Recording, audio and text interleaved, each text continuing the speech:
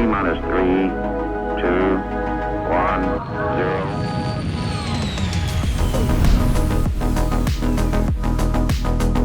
0. Hello, everybody. Welcome back to another episode of the Launch Sequence Podcast, the lovely Space Tomato space game-themed podcast where we talk about Star Citizen 90% of the time.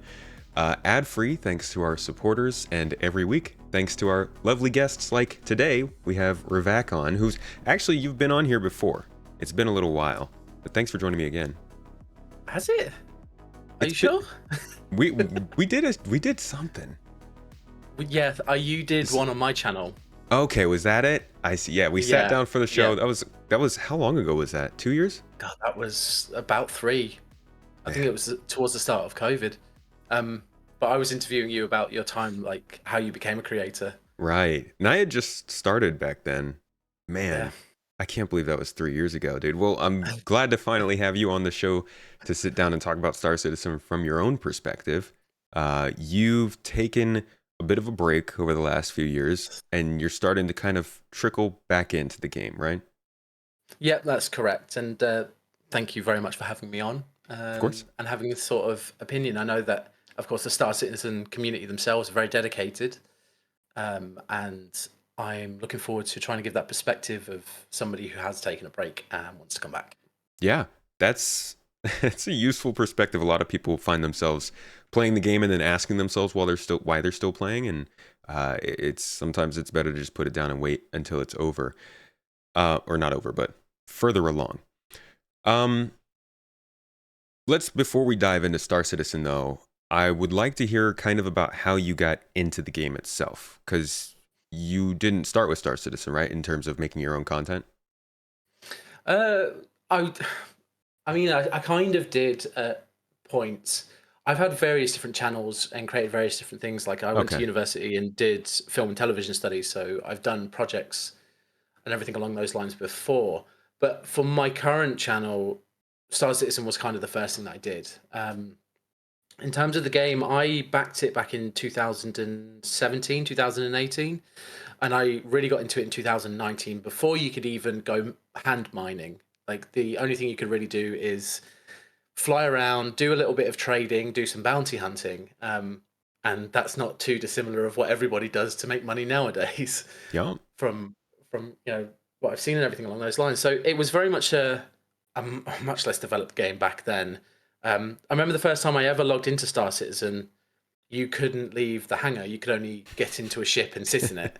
That's how long ago I've backed it for. And then I remember the demo for, I think it was Lawville or Area 18, where you would just walk around like a really small area within one of the kind of hubs of the game.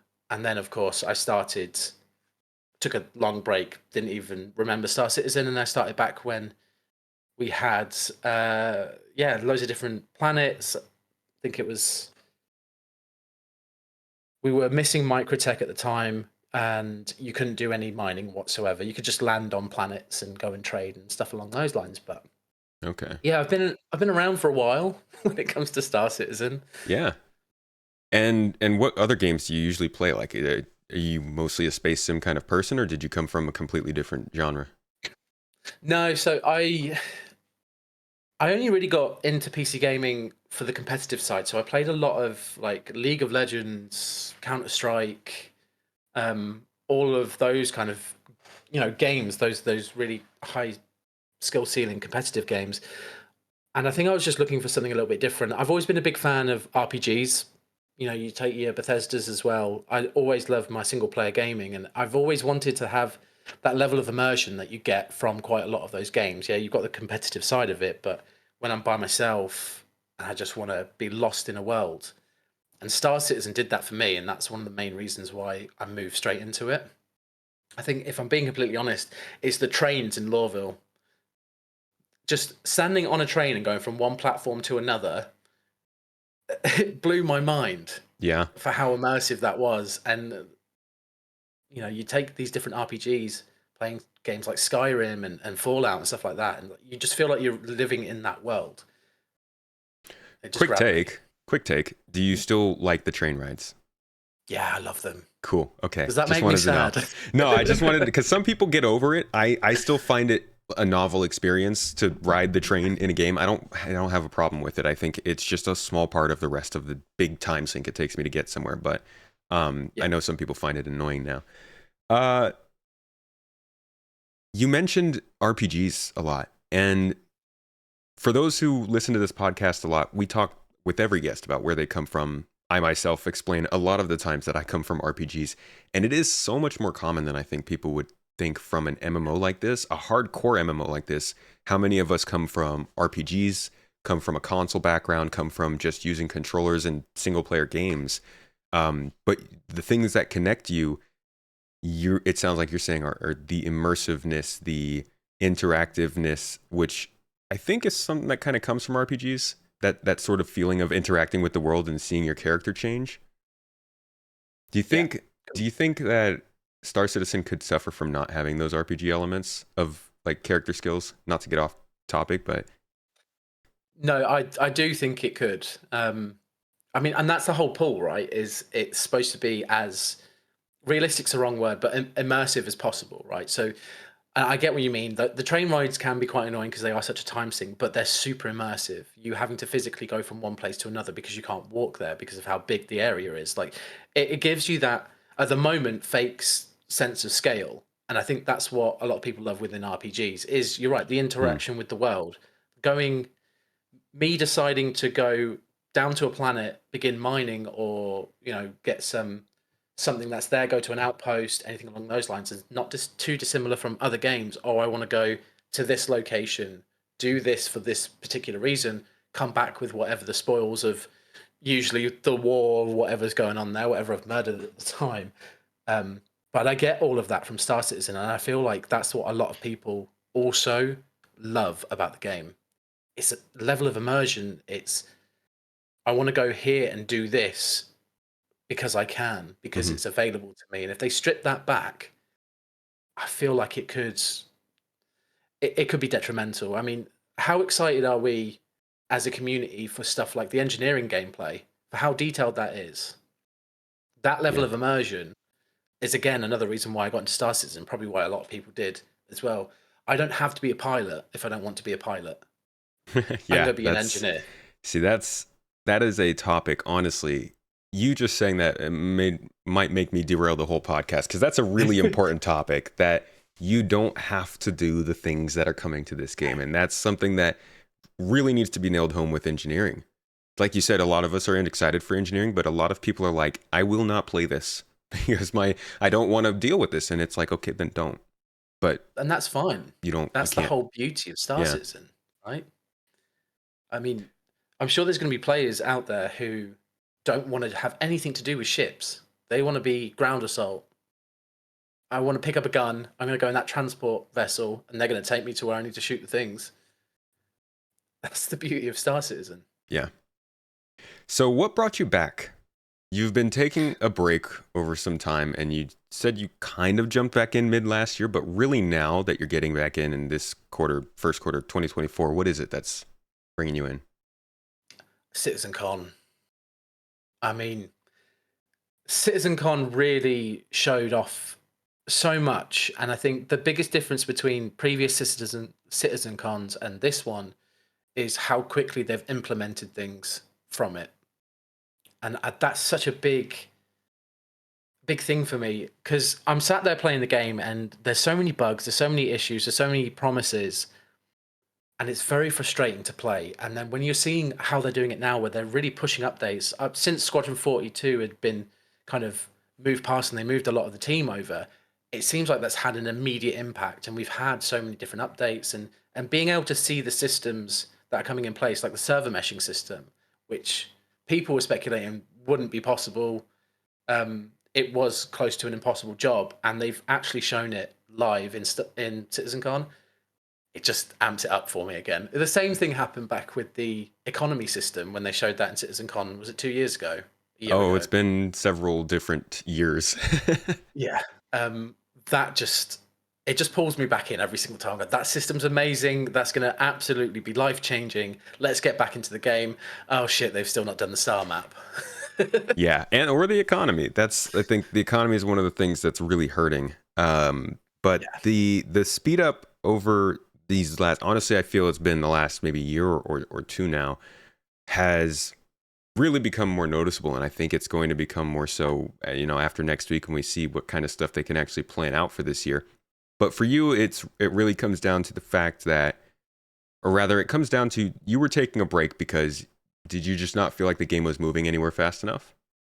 No, I don't think so. I think I got stuck in loops, and I think a lot of people will probably have a similar relationship to this. You kind of get stuck in doing the same things all the time because of the way the economy works in the game. If you want to get to that next ship, you're going to have to spend a lot of AUEC, which is absolutely fine. But you then start to try and follow routes to get as much AUEC as possible. And I think I just get burned out so quickly because I like to sit there and grind, but if I get bored, I then stop.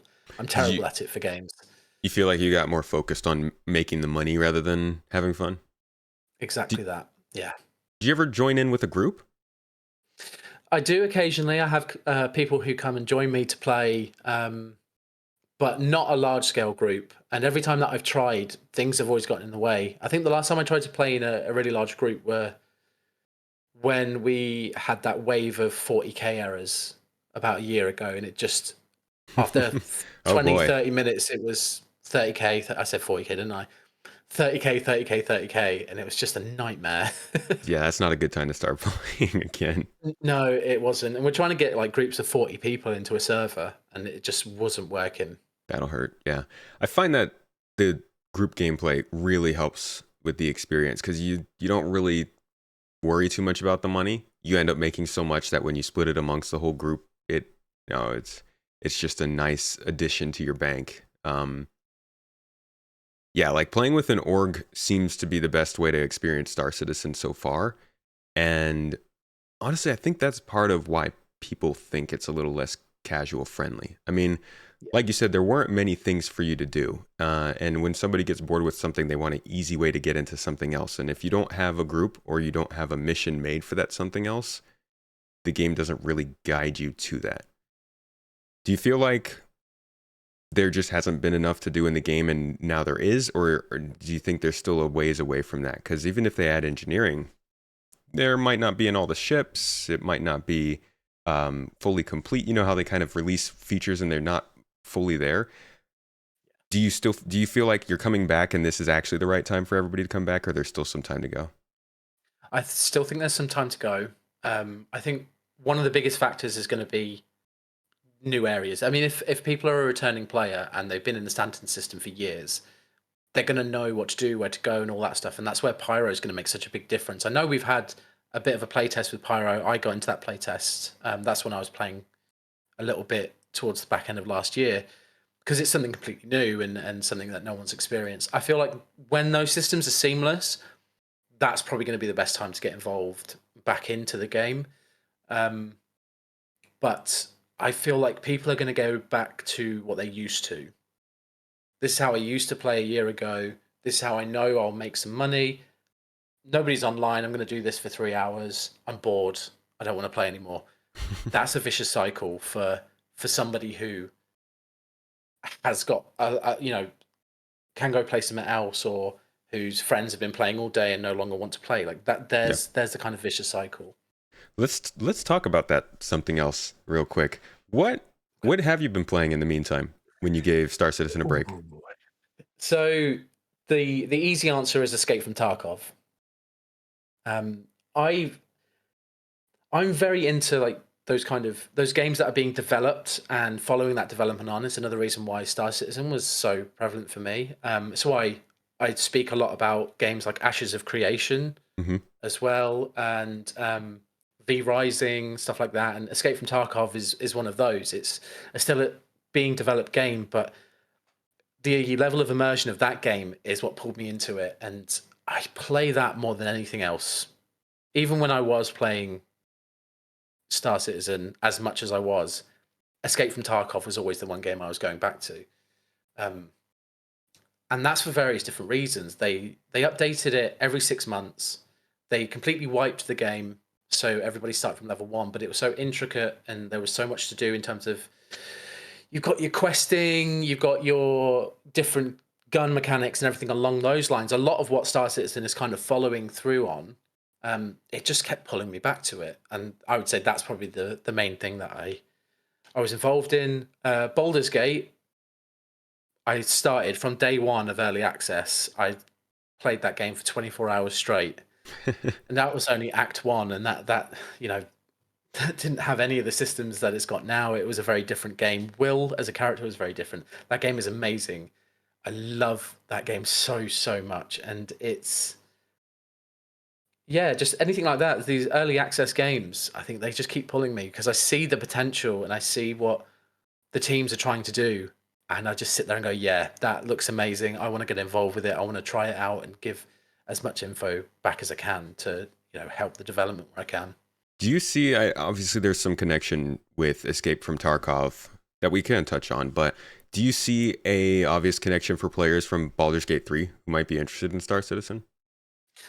No, it's a very, very different game. I mean, we're talking an MMO RPG with Star Citizen that's super immersive, and then a really rich story of a game with different mechanics, and I guess it's super open-ended with Baldur's Gate, that you can get the similarity of, you can essentially go and do what you want, but that's where the similarities sort of end.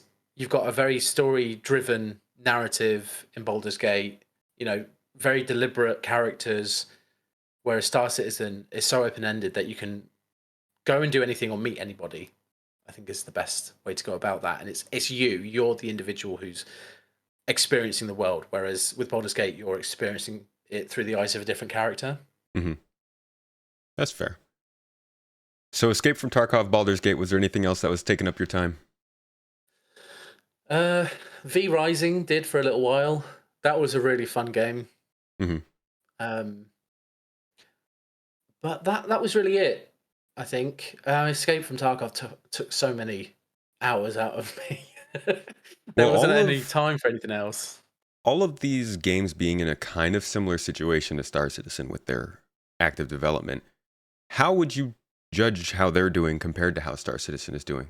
Obviously, Star Citizen gets, I think, a bit more of a spotlight than some of the other games. Escape from Tarkov is pretty big and will get noticed as well, but Star Citizen sits in this particular spot where it's obviously a lot older than these other games. It's taken a lot more money, so the conversation's different. But as somebody who plays and backs both, how would you compare? It's a really good question because they're very, very different. What I think a lot of people don't realize is Escape from Tarkov has been around for a long time, and the development team have done various other like web app games. This is their first proper like game that they've ever developed, and it had a very rough start. And same with Star Citizen. You're talking about a game that's got no teeth to it. There's nothing really to do but in Escape from Tarkov, run around and shoot on one map. And then back then in Star Citizen, you're looking at being able to fly from a planet to a station. That was it. Well, it wasn't even a planet. It was a station to another station at one point. Yeah. So in terms of development, it's a very similar path for a lot of these games that I've played. The biggest difference between Star Citizen and any other game that I've ever seen is the ambition of the developers. Because if we look at Star Citizen and how many times they've like moved the goalposts, they've wanted to add something new, they've wanted to do something different all the way through their development, and people will say something along the lines of feature creeping. That's absolutely fine. But look at the grand scale of what they're trying to do. I don't think that was the plan from the start. And the way that they've moved forward and gone about it, I think is the right way. And I think the money speaks for itself. People believe in the project. And if it took another 5-10 years to get to where it needed to be, I do have faith that it would get there. Because already it's nothing like anybody's played before. There's a reason why there's such a tight-knit group who still play the game. That's true. Yeah. It's one of the funnier things whenever people are aghast at why people are playing the game. I'm like, well, why don't you ask the people who are playing the game and see? It never that's never the answer. It's always just kind of assume that they must be confused or have been tricked. But no, it's, people just enjoy the game they're playing. And I agree with you. I think I don't think they have unlimited time per se. Like 5 years, I think they could keep going, but there have been some clear signs lately, I think, that they need to start producing something a little more substantial. And, that's part of why you're back here, right? CitizenCon did a good job of introducing that to everybody. Do you think that the fact that they're developing these two games is going to be helpful? And when Squadron 42 comes out of nowhere and it's actually released, because everybody's paying attention to Star Citizen, do you think Squadron will end up being what really puts this company on the map? I think it can be. It's got the potential to be. Whether it is or not is a completely different question.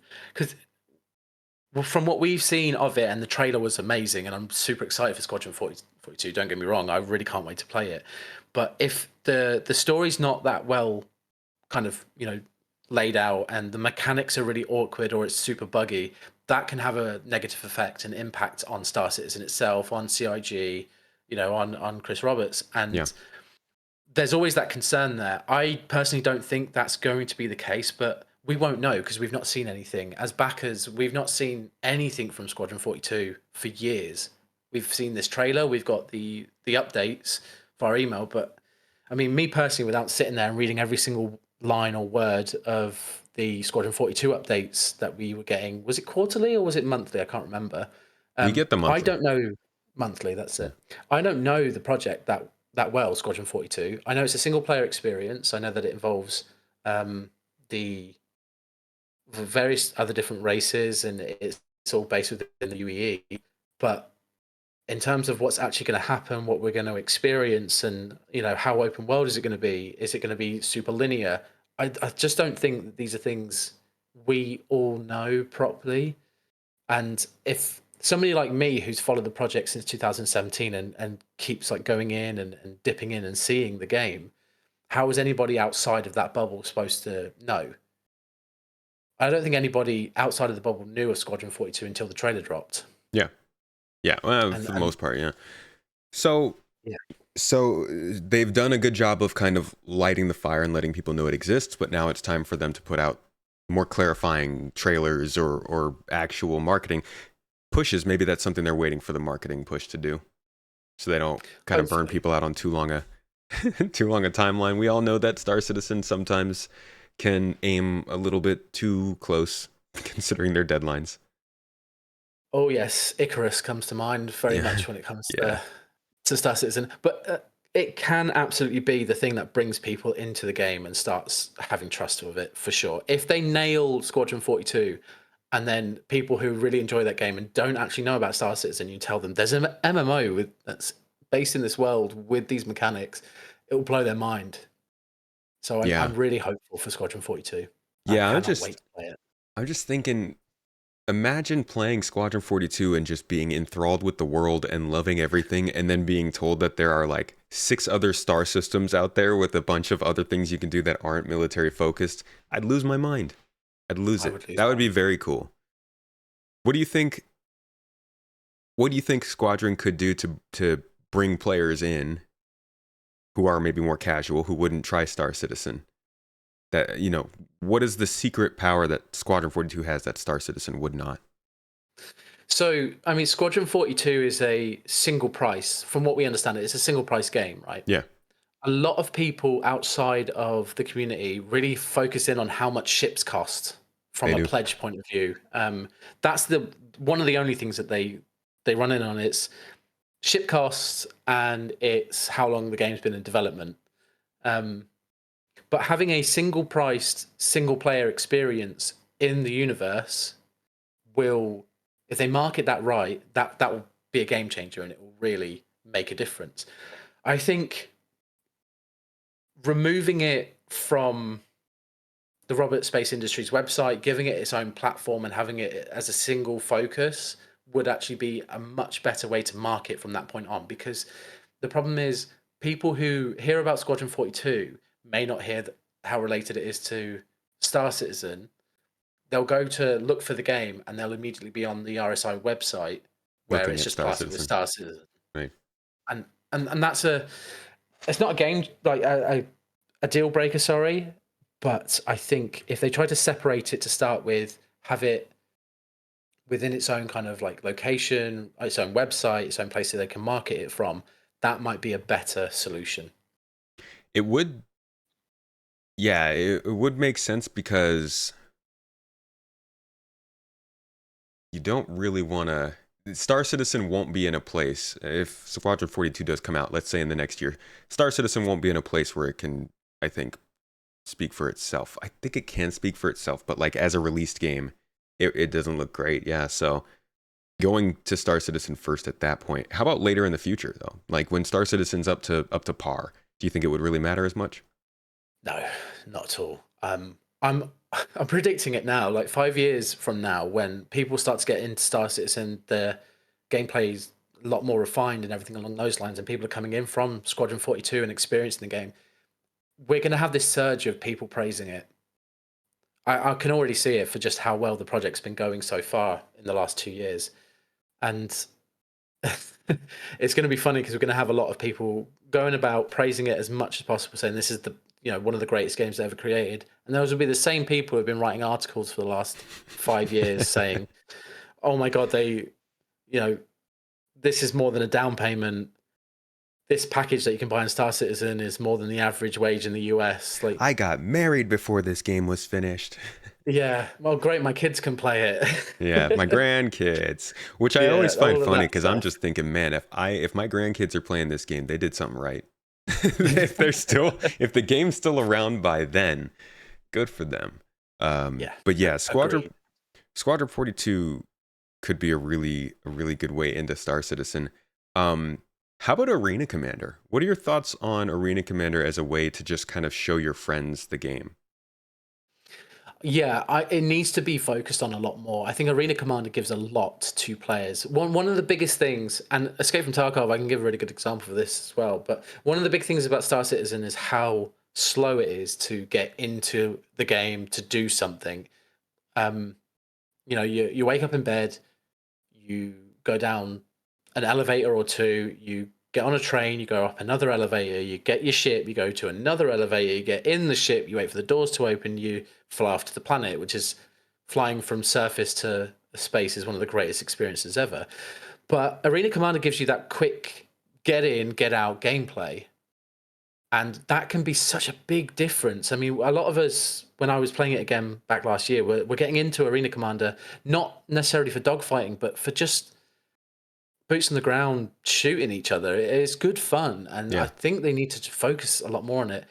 The comparison I made from Escape from Tarkov is Escape from Tarkov being an extraction shooter is much more slower, methodical sort of first-person shooter than a lot of other games that's out there. They recently released an arena mode, which is just that. It's you get in 5v5. It's nice and easy. You shoot each other, um, using all the mechanics of the game. And whilst it won't be the main thing that people play, it's just easy to get in a quick game. Get used to the mechanics, have a bit of fun, and not have to worry about spending half an hour getting to where you need to go. It's also familiar. That Yeah. mode makes me more willing to try Tarkov. I haven't tried it yet, and I do plan on jumping in at some point. But that mode in particular, hearing that it's just a straightforward deathmatch, is like, okay, I know what that is. I can play. That's familiar. It's fun. It's quick. And The, yeah. the biggest difference between them is they're technically separate games, so you have to buy them Ooh, separately. I see. Um, Okay, with yeah, I'd be Tarkov, pissed if Arena Commander was a separate game. yeah, it does have its own it's really intricate itself, and people can just buy it if they Okay. want to, but they are separate games. So I'll throw that quickly All in right. there for Well, the caveat. if it's got enough for it to be a separate game, that's not so bad. Arena Commander as it is, I'd be like, you guys Oh gonna have to no. wait to split that out. Yeah, Um, if you were trying to charge me $30 for Arena Commander, I would laugh. yeah.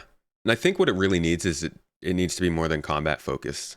Like Arena Commander could be our solution to having servers that allow for custom matches, whether those are like you could just have an Arena Commander server where you recreate Battlefront Yeah. fights or Battlefield 2142 fights, or no, 2042. it feels like the best way for people to experience the game, like you're saying, as a casual player that just wants to see what the mechanics look like, not even play the game itself. Absolutely. And, I think we've just got to focus in on mostly the fast pace of it, right? Because a lot of people want to get into the game for combat reasons and everything along those lines, and Arena Commander can just throw you straight in there. But if they then branched out Arena Commander, so you were doing it these large scale like war levels, you're in a javelin, for example, you've got 50 other people on the ship, and they're running around doing their jobs. In Arena Commander, you're immediately in that fight, though. You're Yeah. starting, it's kicking off, everybody's at their stations, you're ready, and you're doing. You can just have that like an hour of fun gameplay Yeah. that you've wanted to do for a long time. And I think that would be such a great focus for them. I don't think they focus on Arena Commander enough as maybe they should, but that doesn't mean take away from Star Citizen. Keep developing Star Citizen, please. Yeah. Yeah. And The it Persistent sounds like Universe. they got some updates into Arena Commander last year, and it sounds like they're kind of moving priorities away a bit, which is disappointing, but I am 100% there with you. Create a sandbox, not even a sandbox, just a pre-made environment of whatever gameplay you wanted. Like you said, you load in a javelin with 90 NPCs, and then you have the one player, and that's their sort of Arena Commander server where they are playing an engineering thing in a battle. Reminds me of Civilization 6. You ever play the strategy games? Yep, I love strategy games. Civ 6 is, I preferred Civ 5, but in terms of strategy, Stellaris is my favorite. Okay. Are you But interested in yes, Ara Civ then 6. as a Civ 5 fan? Yes. Yeah. Yeah, that looks Oh, pretty cool. yes. Yeah. Yes. So this reminds me kind of the scenarios in Civ 6 where you can just load straight into the middle of an era. You have a certain amount of units. There's a certain type of win scenario you have to meet, and it's just to experience a certain part of the game. If Arena Commander was that could be maybe even more successful than Squadron 42 at bringing people in. Yeah, it could be. I mean, having a look and seeing various different clips of people like in these massive scale wars, because that's what gets people interested, right? Is watching other people have these amazing experiences, which people do have in Star Citizen now. You take the Jump Town 2.0 piece, look at how much fun people had there and all the combat and everything there. And that will get somebody excited, and then they realize how much work it takes just to get to that point, Yeah. which will turn a lot of people off. But if Arena Commander was that quick, you would get more people involved playing the game, and then that pushes them more into the persistent universe. I just think it's a snowball effect from there. And I was really excited for their I can't remember what the name of it was, their war mode 2-3 years ago Oh, they Theaters announced of it. War. Yeah. Theaters of War, thank you. Why have I not heard anything about Theaters of War for the last 2 years? That was super exciting, and having this different sort of like the whole all the battlefield stage maps. You move on, you do one objective, then you move to a new objective, and a team gets a certain amount of tickets. Theaters of War look like it could be a really great thing for Star Citizen, and it's just fallen off the face of the map. Like it's got. Yeah. Yeah, that was a bit of a sink for them. The biggest problem Yeah, with that is it's basically Arena Commander, but blown up. And since Arena Commander is yeah, already not running smooth, obviously that one wasn't. So it's still in the plans. They're still working on it. I think it'll come in Arena Commander, but it's definitely taken a back seat until the game runs better itself, which is a bummer because I agree with you. I think it was useful, but at the same time, they got a lot of backlash for that as sort of oh, you're developing just another game. And yeah, I think that's how Arena Commander looks, though. It looks like it could be another game. yeah. And I think that's the thought process it should go down. Is you want, and you already touched on this as well, like the single player experience within the games and the game mechanics. You want that for more of a fast paced shooter. Have these game mechanics in various different versions of the game, and then have the persistent universe, Star Citizen, as your main kind of place where everybody goes. You just, Yeah, it's the whole realism versus fun argument and debate that everybody has.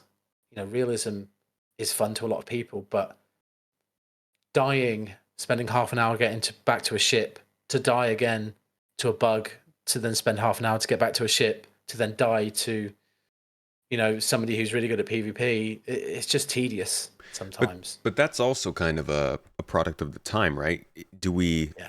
Do they build the game to accommodate how the game could abuse you now, or do they build it to work in the way it's supposed to later, where you wouldn't be dying so much to bugs, or that person who kills you in PvP wouldn't be able to be in that system because of the security systems? And you get to that point where it's like, okay, so do they start changing the features to make sure that won't be an issue and then change it back later?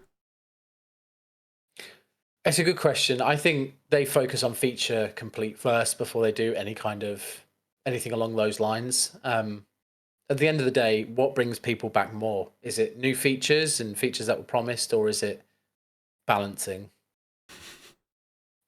Yeah. People say balancing, but we love our features. Yeah. Oh yeah, we absolutely love our features. Yeah. 30k, what a meme. That's going to go on forever. Oh, hopefully not after the replication layer. Gosh, I hope.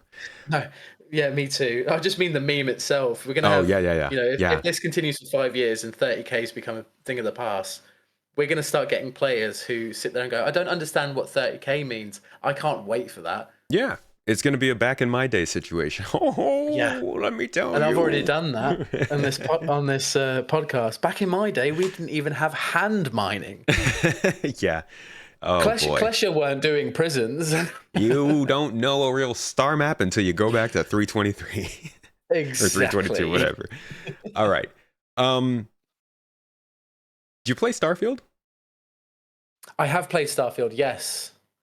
I played it quite a bit for a week. All right. Well, I know people are going to hate it. I hate it myself, but you kind of have to include it in the conversation about the more casual possibility in Star Citizen. But we have a lot of people who jumped into Starfield because they really wanted to get into a space game. You go into the forums, you go into the comments, Reddit threads, you just see tons and tons of people who are like, oh my God, I've been waiting for a space game. I just want to fly a spaceship and go to different planets and go down on a planet and explore. Wow, I can't wait. And like we saw that for years, right? Then Starfield came out, and I think it's a pretty good game. I think it's solid, but it fell short for a lot of people.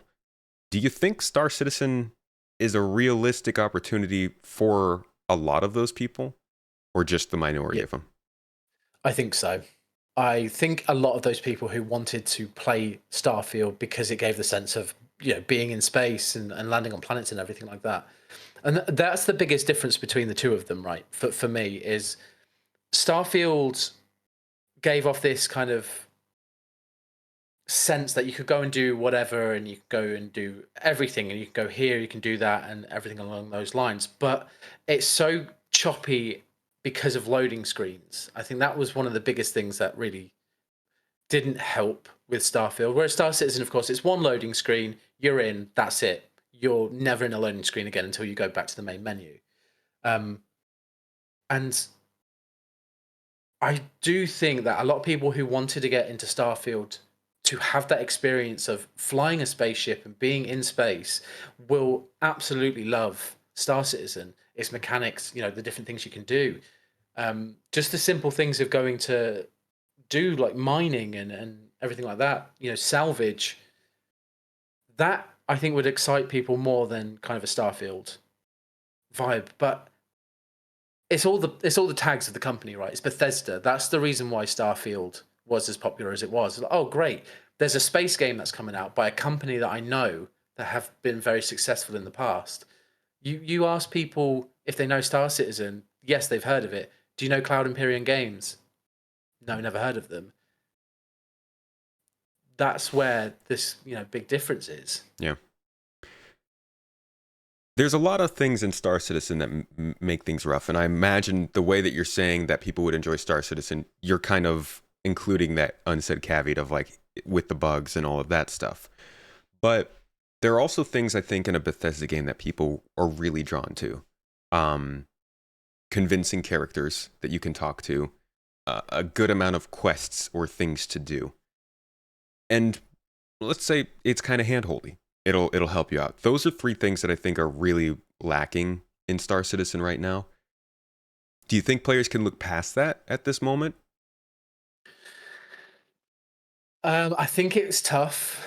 I think a lot of players do like to have that direction when they play RPGs. And coming to an MMO, it's very much a here you go, figure it out yourself. But there have been games that have done that really well. I don't know, this is going to be a completely left field question now, All right. but have you ever heard or played a game called Puzzle Pirates? No. Okay.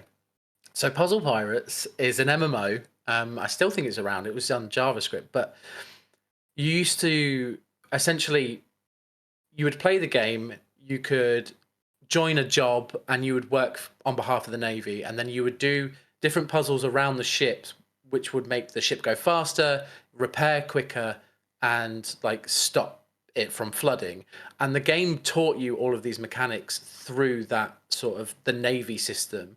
So you go there, take a job, do one of the jobs, learn it, get better at it, and get paid for it at the back end of the economy.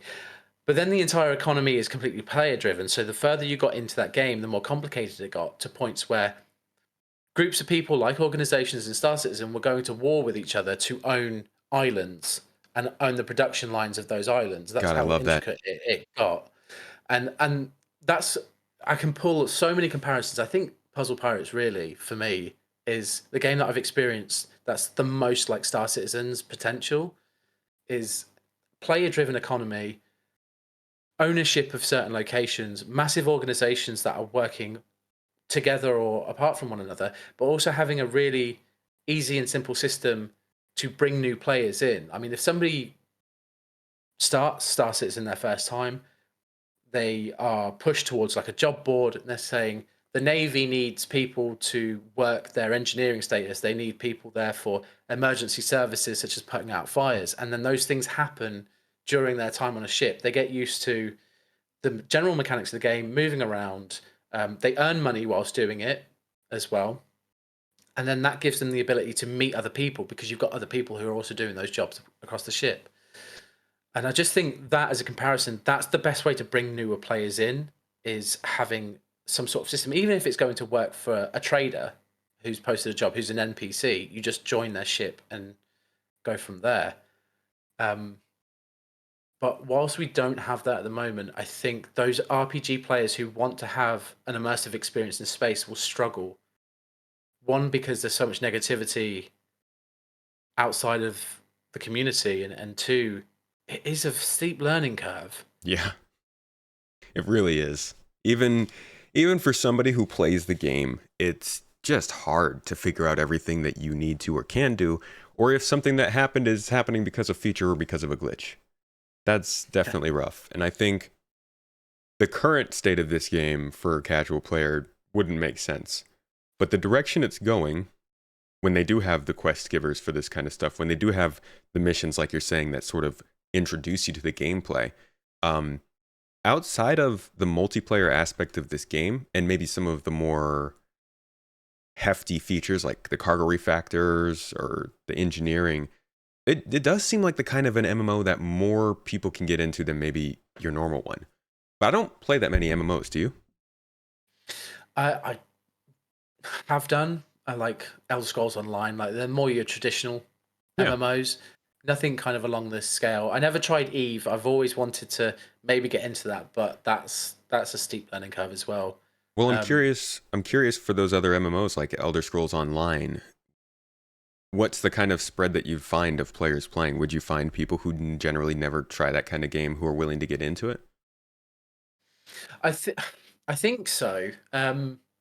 Again, it's all about IPs. I mean, Hmm. when you go and play an MMO like World of Warcraft, they're usually people that have pulled friends in. Like, I'm new to this game because I know 20 people who play it. Whereas Elder Scrolls Online was, I was a big fan of the Elder Scrolls games. I'm going to get into this. I really enjoy it. I want to play it. Um, but Star Citizen's on a whole different scale. There's not an MMO out there like it. And I think that's one of the things that we don't get out there enough. Yeah, I Is guess that. Go ahead. no, sorry, you Uh, go. I guess that really just explains why it's hard to say, oh yeah, they'll join this game just like they joined ESO, because they're all a little bit different. And what it seems like brings people to Star Citizen is the scale and the sci-fi. It's what we all seem to love.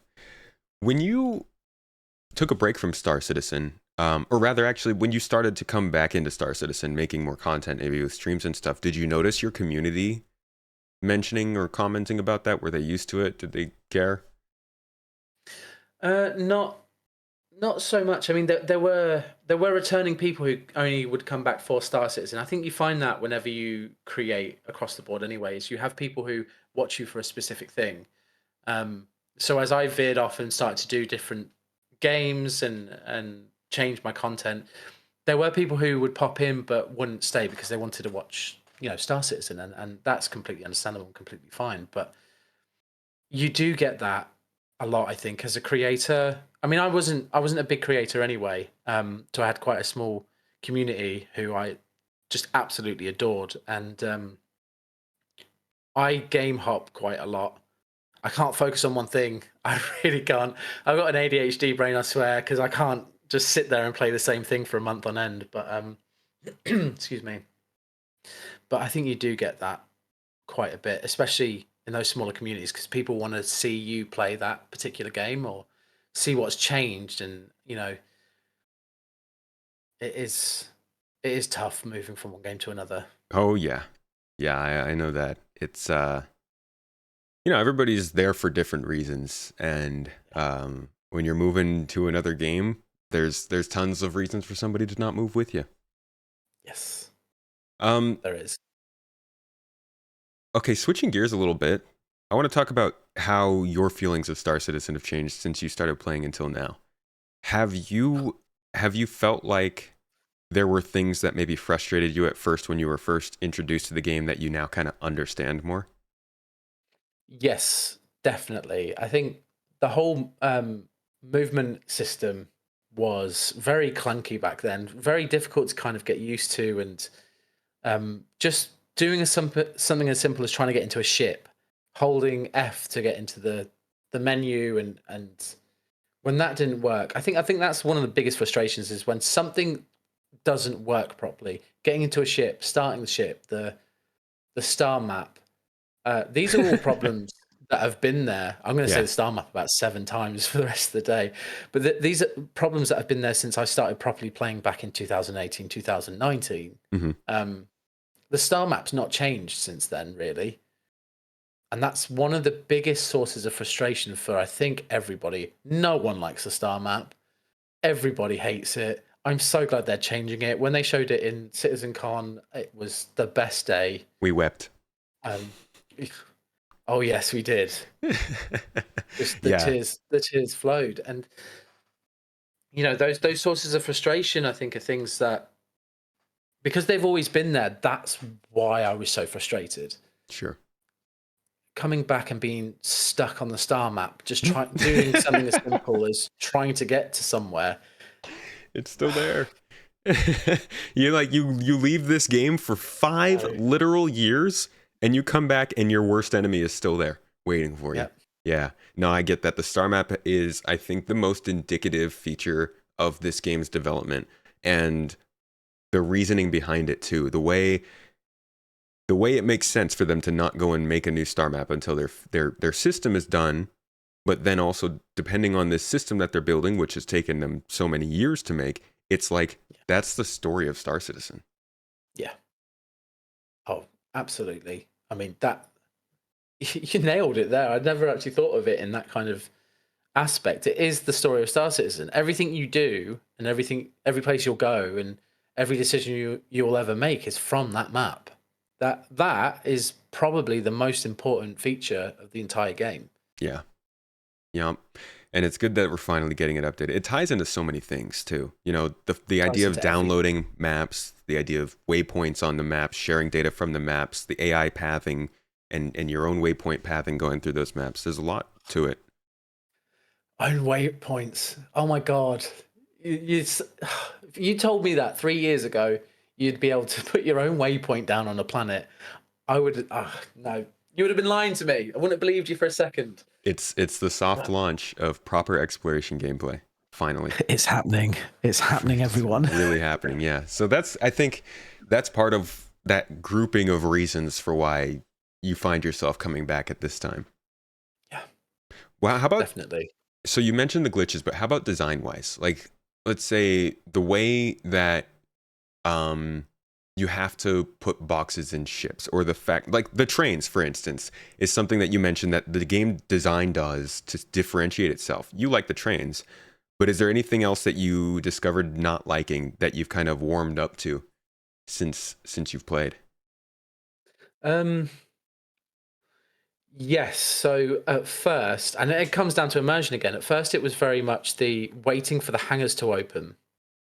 I think starting off, I just want to get places, get to a terminal, and sell my goods, or Hmm. get another ship or whatever. But I've grown more to love it because of how immersive it is. I like to try and land and take off in first person mode.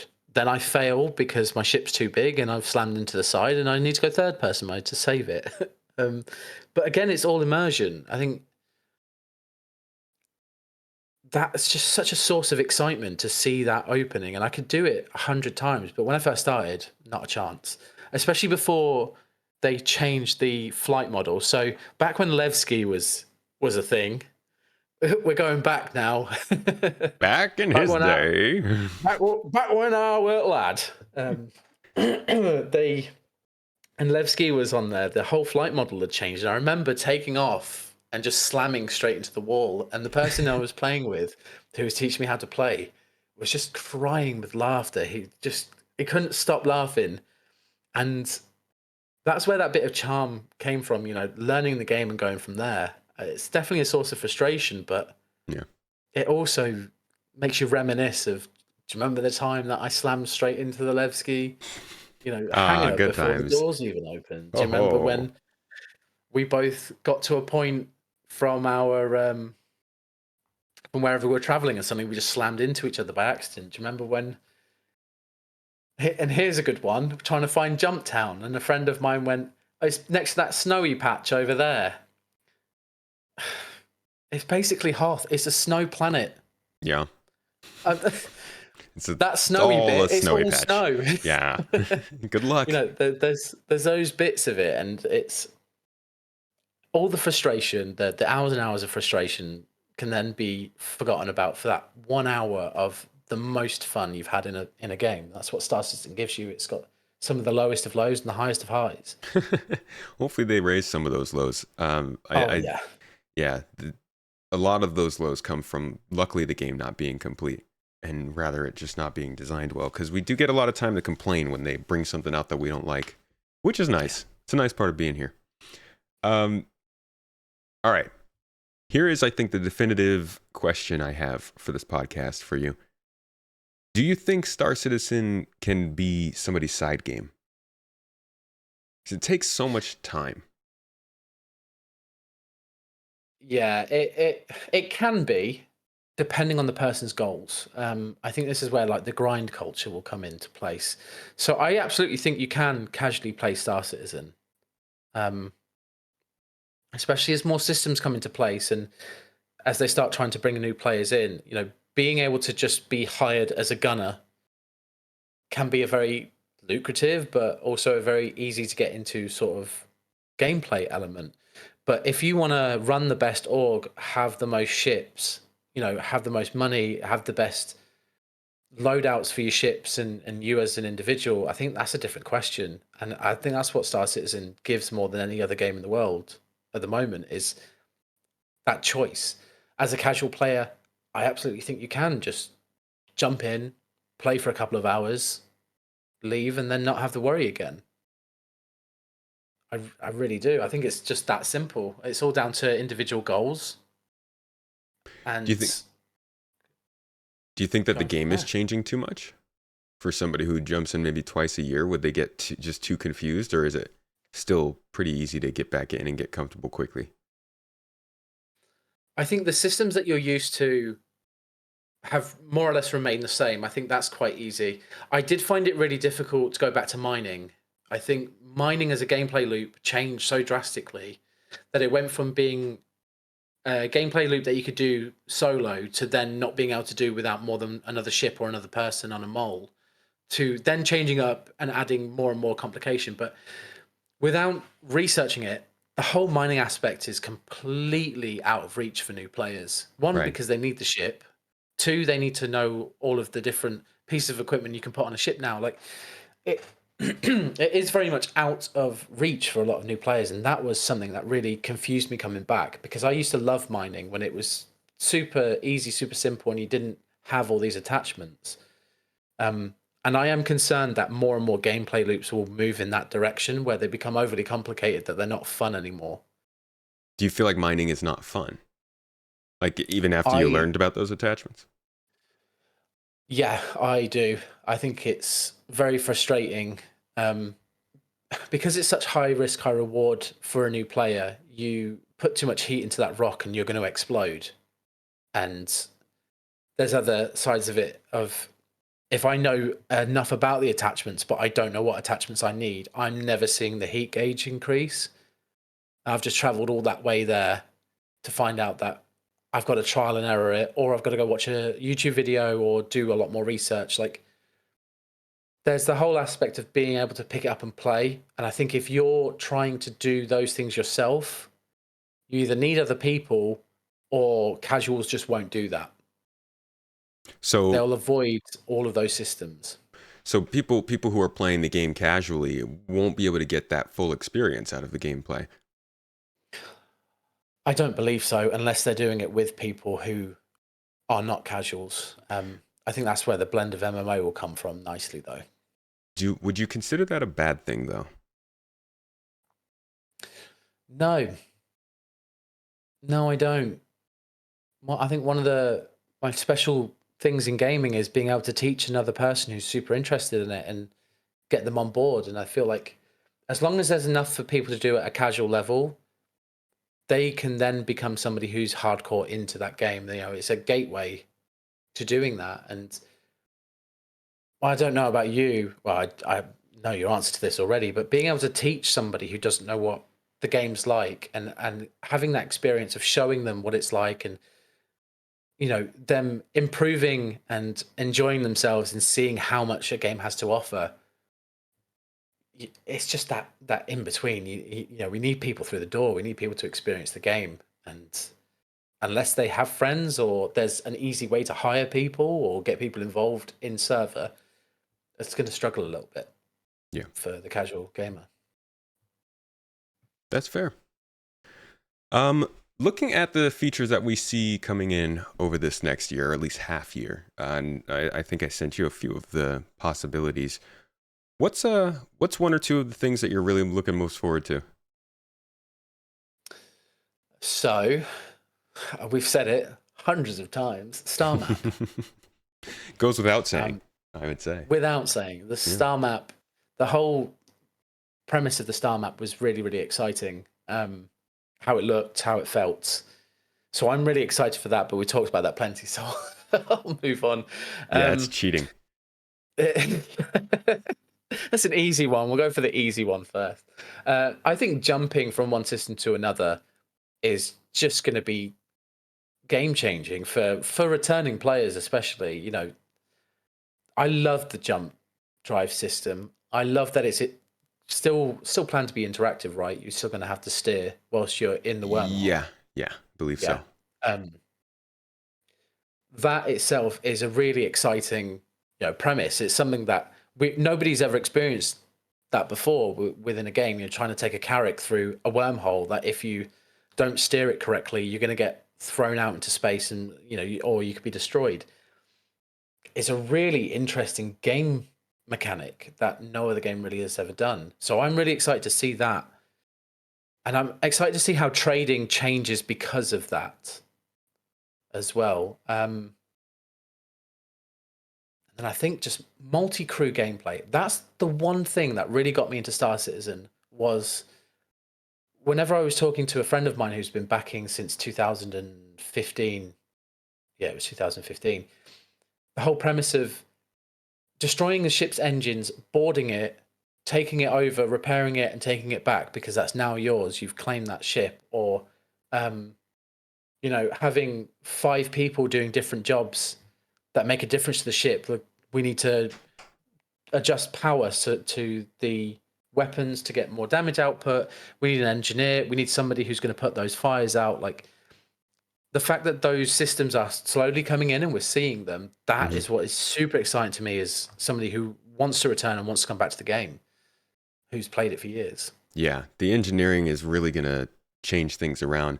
I'm interested in seeing how CIG deals with the communication behind both those systems you mentioned, because with jump points, if they're gonna make a system where you can basically die going from one system to another, they have to really prepare people for that and make sure people really understand that you're taking a serious risk doing this.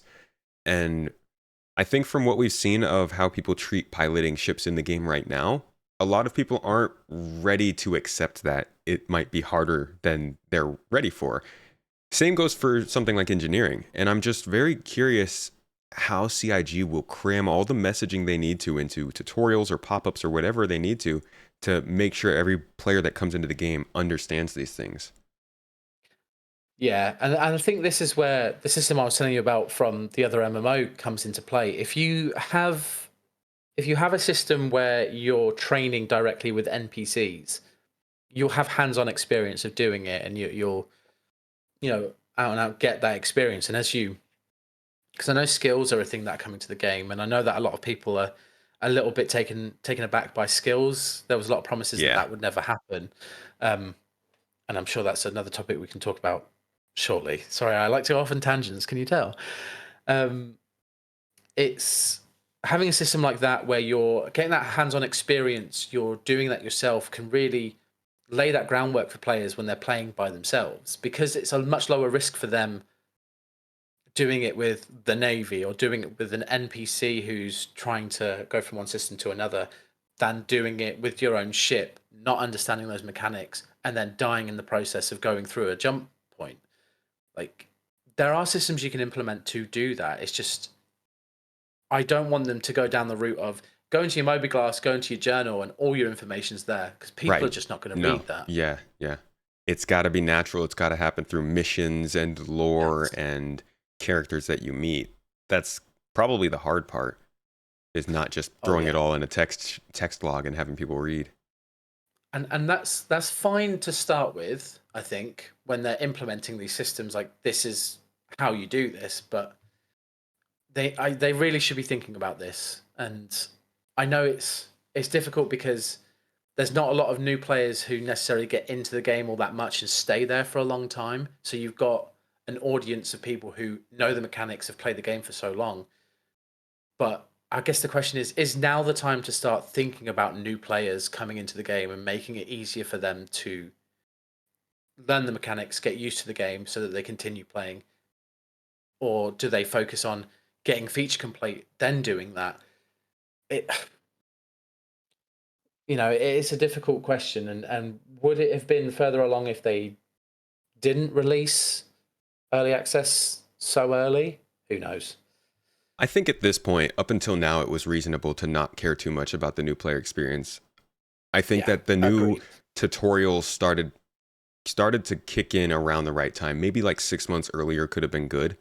But about a year and a half after the inventory medical system makes sense. Like they started bringing these things in and improving them in the right amount of time. And it seems like by the time we have 4.0, every planet in this first system will have a new player experience. So that's good.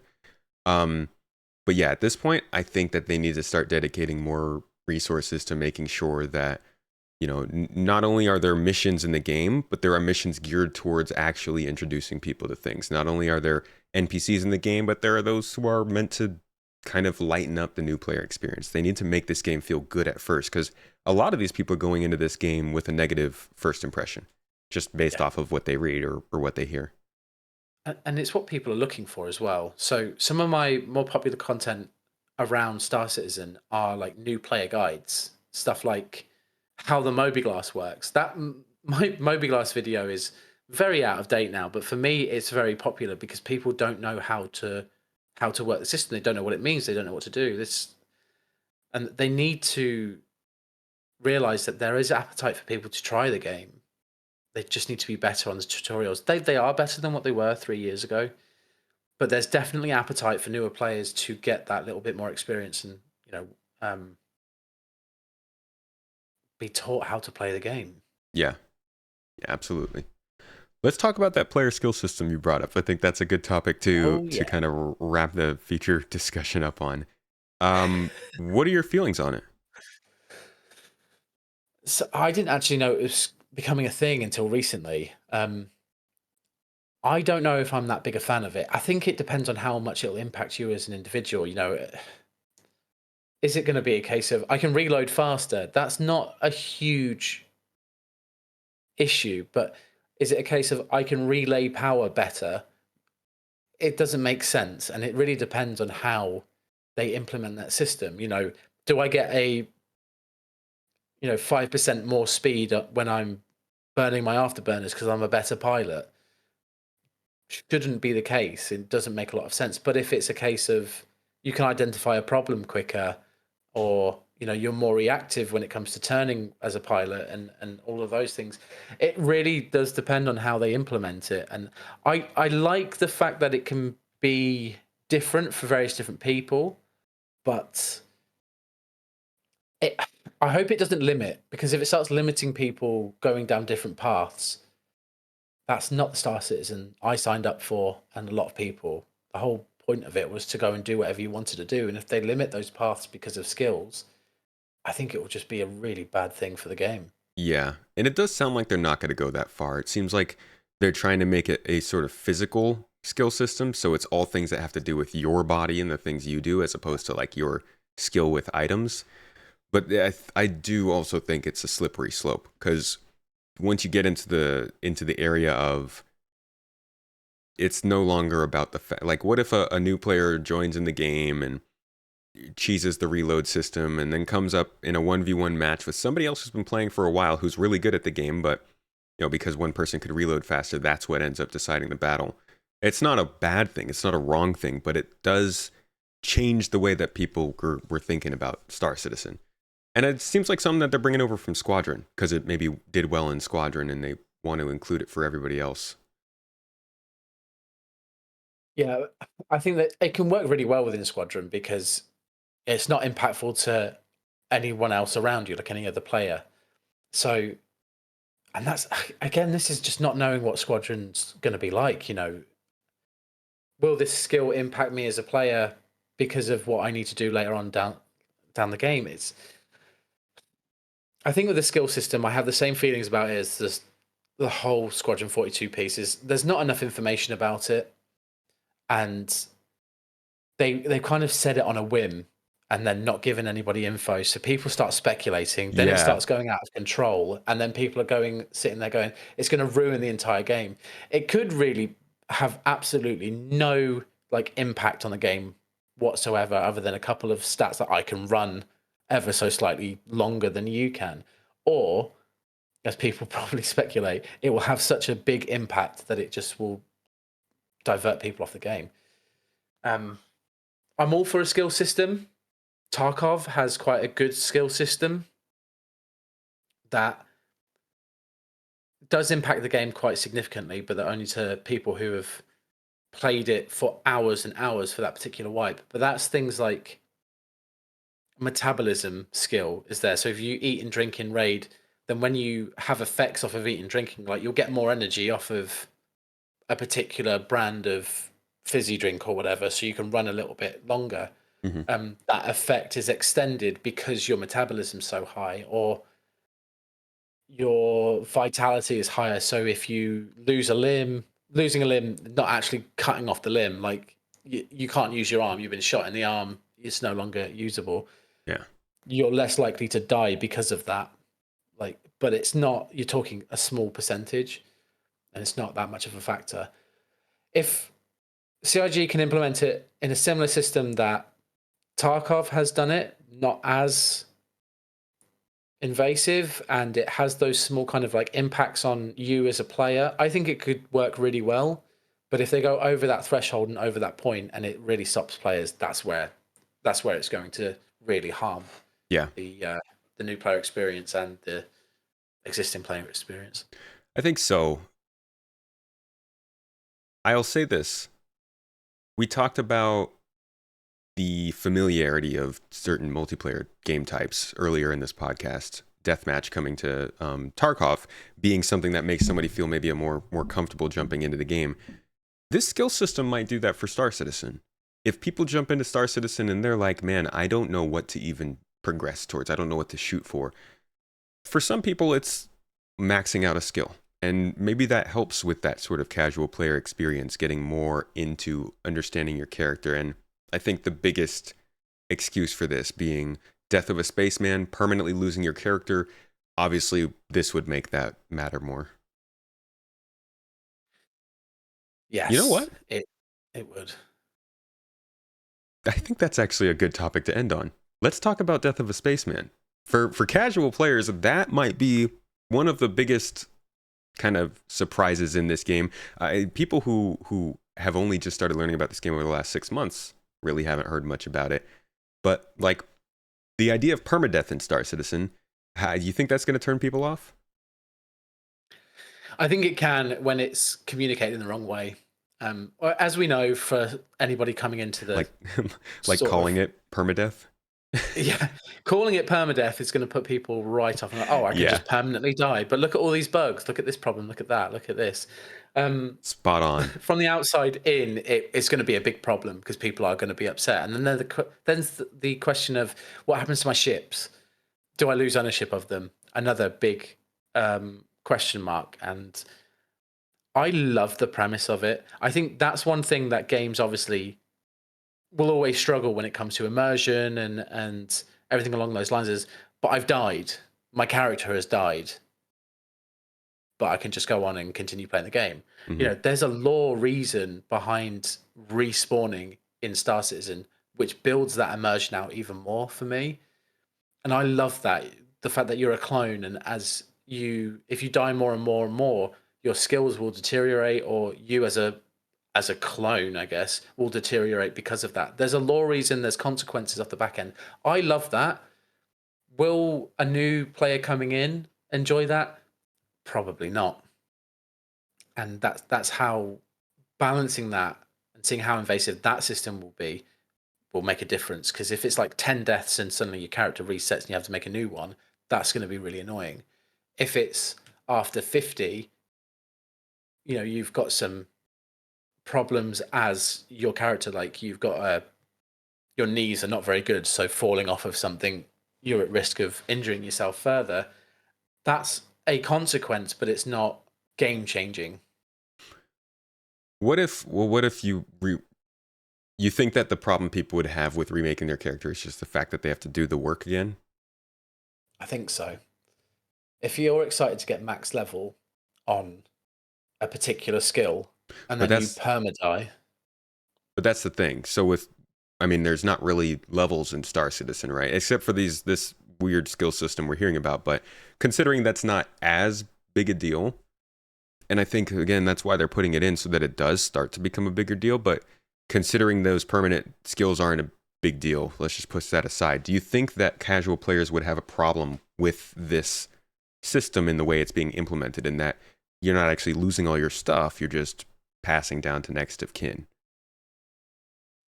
I think it can. I really think it can. Because it's like you said, like they've got a goal in mind and they're trying to reach that goal. Mm-hmm. And then losing that can be a real source of frustration. I guess it also depends on how you die. It's a whole risk reward piece again. If you go to a system that's not really lawful, you're more at risk to die. Thus, your risk factor increases, and you can lose your stats, and it goes to a next of kin. Yeah. But it's how often will that happen in a more safer environment? And then it will all depend on when they implement it. If they implemented Death of a Spaceman now, I wouldn't play the game. Yeah. Nah, I think I'd be done for a little while. I would advise people just take a break, because it's just such a big source of frustration. But I guess the one thing about that whole system that I don't want to fall down is if you take an MMO like, oh God, what was the name of it? It was a really old MMO, RuneScape. Oh yeah. Still living large. still living large. I can't believe that game's still Yeah. going on. It's got the following that it does. It's, it deserves all of its applause. It's a great game. But in games like that, the riskier places are where you get the best, chance of getting valuables or getting Hmm. loads of money and stuff like that. And it may be this similar in Star Citizen, but I felt in a lot of those games that I was then trapped because I'm not a good PvPer. I don't enjoy going to these high risk areas sometimes because of how stressful it can be. And me as a casual player, I want to try and get as much money as possible. So am I going to put myself at that massive, like, unnecessary risk? Or will I feel trapped because I can't go and experience that because I'm too worried about death of a spaceman? Um, there's a common phrase in the Tarkov community called gear fear. Yeah. I won't go into a raid and take my best gear with me because if I die, I lose it. Yeah. And that's the natural thing of every game, right? Trying to come up with a way to get around that from people, Yeah. but still have it be a thing. I think the whole you get 10 deaths helps. You get multiple chances to try something crazy out. And I also think raising that time to kill would help. But the gear fear is, I don't know how you get past that. I don't know how you tell someone, yeah, you could lose all the stuff you have on you, but you should still risk it. Best way to get over gear fear is just to run it. Yeah. Well, Die with it.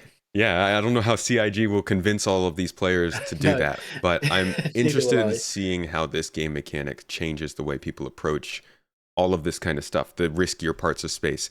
Maybe a game mechanic like this makes people care about death, and suddenly those dangerous places become that much more lucrative to the people who are actually willing to go there. So, Yeah, I agree with you. I think it will be. I think it will be better for the game overall. I'm super excited for it. Um, but yeah, it all comes it, down to implementation, yeah, doesn't it? it could really go either way. Well, R3vak, thank you so much for joining me for this talk. I think this is a really good deep dive into the different parts of Star Citizen that people could like. Thank you for giving your perspective on coming back to the game after all that time. I am right there in the same boat with you. I think this year, it really does feel like there are some significant changes that we're about to see that will bring a lot of people back who have been waiting. Before you go, though, any last thoughts? Any last questions on today's talk? No, I don't think so. I think I've talked plenty for the both of us, really. Nah. Thank you so much for having me on. I absolutely love Star Citizen. I love watching your content, and being here is an honor on its own. So, giving my perspective as somebody who's coming back is really special for me. So, thank you for giving me the opportunity. Hey, the honor's mine, man. Thank you for choosing the launch sequence as your spot to stop by to tell the story. If you could let folks know where they can find all of your own content, though, where they can come and watch more of your stuff before we go. Yeah, so you can find me on YouTube. My name doesn't change really from the bottom there. I'm on Twitter as well. If you like to just see me talk about a load of crap, that's always good fun there. But yeah, you can find me on Twitch and YouTube as well. And I do various different videos. It's not all just about Star Citizen. So if you ever fancy getting into a game like Escape from Tarkov or just want some information about it, then feel free to go and have a little look. And that's where you can find me. You get a little more variety there than you do here. But if you are watching this on Space Tomato 2 on YouTube, thank you so much for doing so. You can come check out the audio platforms anywhere you get your podcast. That is ad-free, supported by our supporters. So thank you guys. And of course, the main Space Tomato channel is always out there putting some videos out. I've got the streams and content coming for you guys all day, every week. So I hope you've enjoyed this talk. R3vak, thank you one last time for joining me today. And I'll see you all next week.